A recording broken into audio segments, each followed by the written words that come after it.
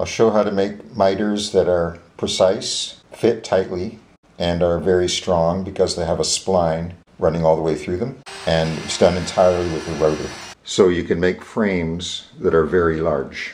I've got my pieces oriented the way I want them, and at each corner I've drawn a rough diagonal line showing the direction in which the cut will be made. So I'll mark a 45-degree line, and now I'm cutting outside that line with whatever saw I have. It doesn't have to be a precision cut as long as I'm safely outside the line. And now that I've cut off my letter, I better transfer it over here. So I made this fixture which has 45 degrees from this surface to this edge, and I'll line up with my pencil line, lock it in place with the toggle clamp, and back here I want another clamp which is securing the fixture to the piece as well as the whole thing to the bench. And at the far end down here I'll clamp also so that it doesn't pivot. Now I've got a flush trim router bit with a ball bearing there. That'll ride along this wooden strip of the jig and trim that off. But when I get to the end here, there's a risk of tear out. To prevent tear out, I've got a scrap of material and clamp it.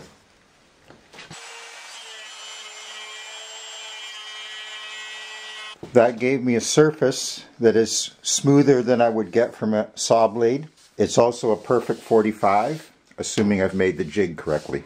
Now, without moving the jig, I'll cut a slot. This one happens to be from a tongue and groove set, but you could also just get a straight slot cutting bit.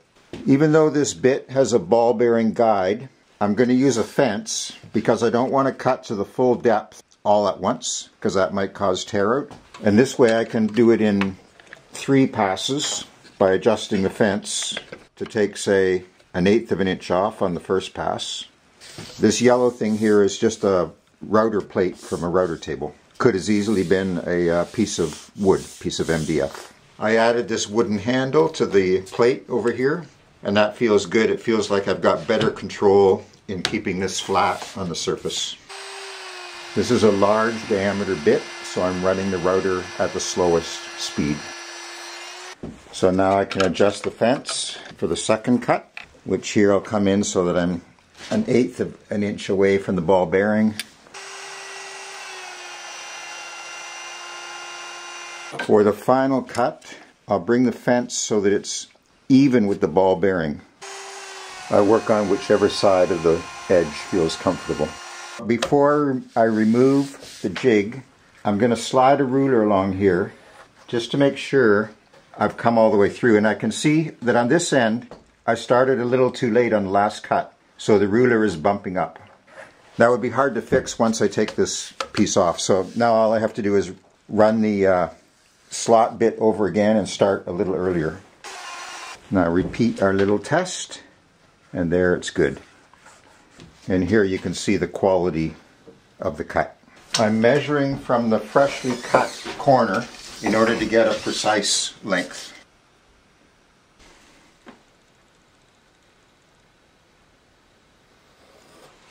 Other end of the piece, I've rough cut it, and I want to trim to the pencil line. But my jig is going the wrong way. I could flip this piece over, then the jig would work, but the slotting bit is probably not perfectly centered on here, and so then I would get an uneven fit.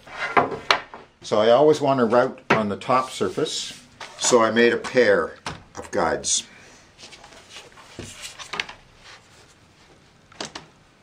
If the face of the frame was carved or had a profile on it, then you'd do all your routing from the back side, and you'd still choose the appropriate template to guide the router, and that would all work out fine.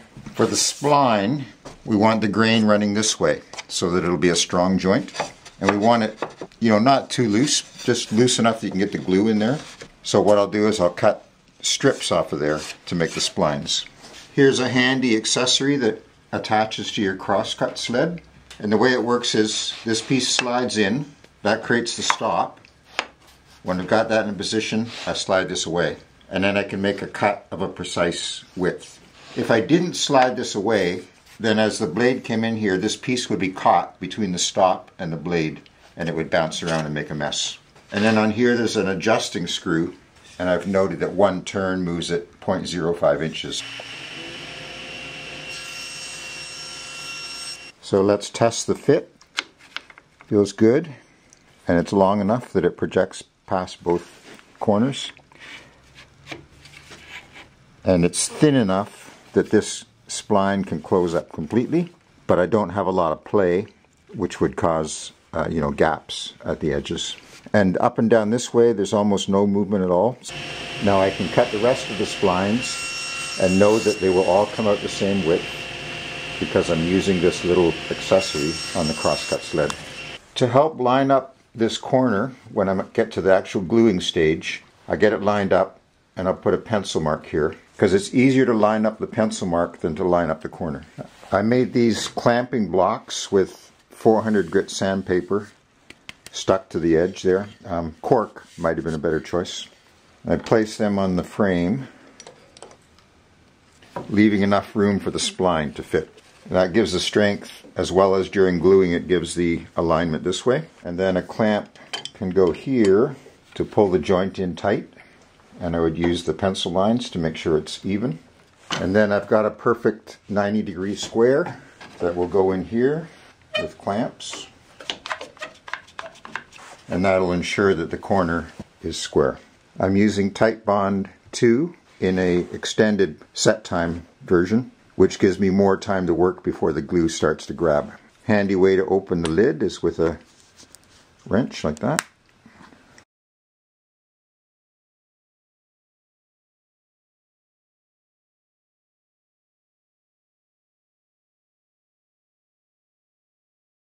You want the spline to fit as snug as it can without it making it difficult to assemble.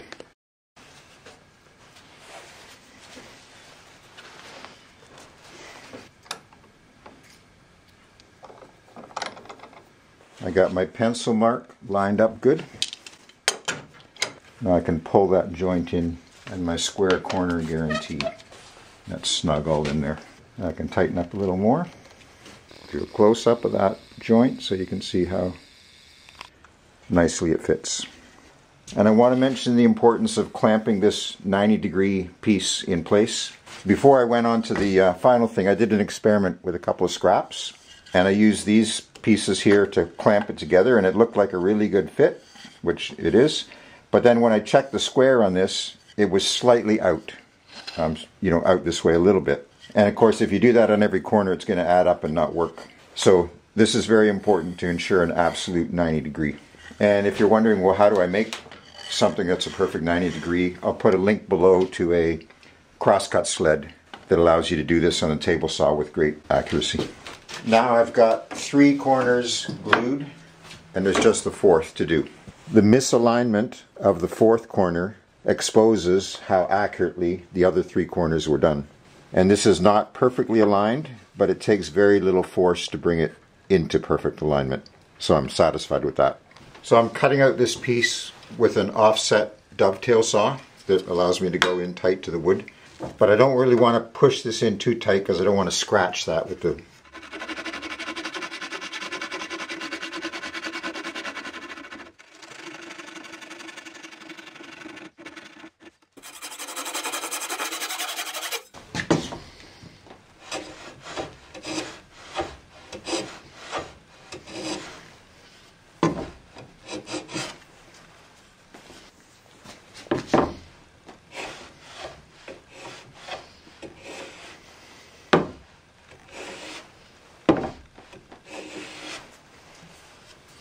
There's a finished corner.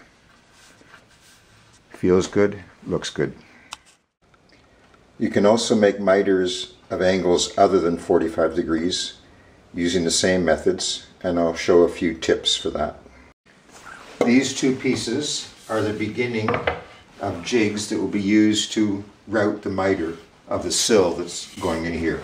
So I've cut them already just by measuring this angle and dividing it by 2. And they come up pretty close. I got these registered against the window, but there's a gap here and it's tight there. And I could probably hand plane that to get it a perfect fit, or I could keep cutting it. But I'm going to try another method. So with these pieces registered against the window and the center line kind of coming up right to the right point there, I've got some scraps of wood with double-sided tape on the back. Another piece. And I've added some clamps just for security while I transport this whole assembly to the table saw. There is no reason for these odd shapes, they just happen to be the pieces of scrap that I had laying around. Successfully transported to the table saw, so now I can carefully remove the clamps. I've got the blade height just slightly above the thickness of this white material so that I don't cut my holding pieces in half. And I've lined up the piece of wood here so the blade will cut right through the center line of the gap between them. That makes it a double cut. It'll be cutting both templates at the same time.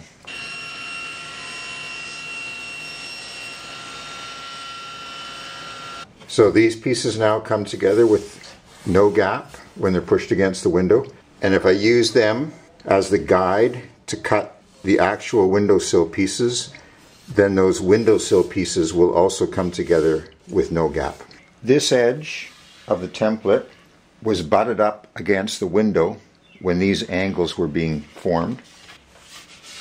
So it's on this edge that I've attached a strip of wood of uniform width so that this surface will be perfectly parallel with the window. It's easy to get mixed up and use the wrong end of the template to cut the miter. So I've got the template thoroughly labeled, left miter cut, right miter cut.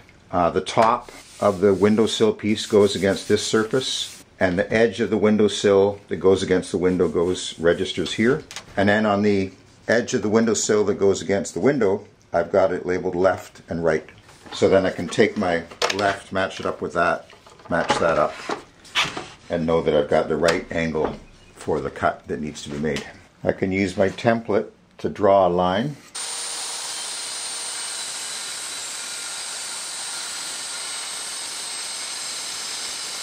The router bit's going to spin this way, and I might get tear out right there. So I've got a little block of wood with double-sided.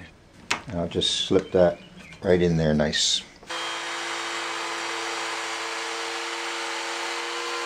Now I'll cut the groove with a slot cutting router bit. And I do that in 3 passes, advancing the bit about 1/8 of an inch deeper each time. Due to the structure of the window here, I cannot pre-assemble these pieces because I would never be able to slide it in. So what I have to do is slide this piece in, slide the other end in, and then drop the middle piece down. That's the only way it'll assemble. And then the spline has to get tapped in from here. So had I tried to use biscuits or dominoes to join this, it would have been impossible to assemble. The purpose of the spline here is just to keep these 2 surfaces even so there's not a bump there. And the actual strength of the joint will come from screws going into these holes into the frame of the window. The grain of the spline runs this way, that gives it strength, and I'll push this all the way to the back. Just putting a little bit of glue in here. That's just so this piece doesn't work its way out. And then I butt it up there, and now I'll pull back just a little 1/8 of an inch so that I've got some room for differential wood movement.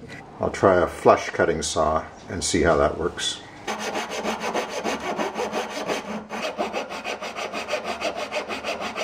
That's much cleaner than the offset dovetail saw that I used earlier in the video.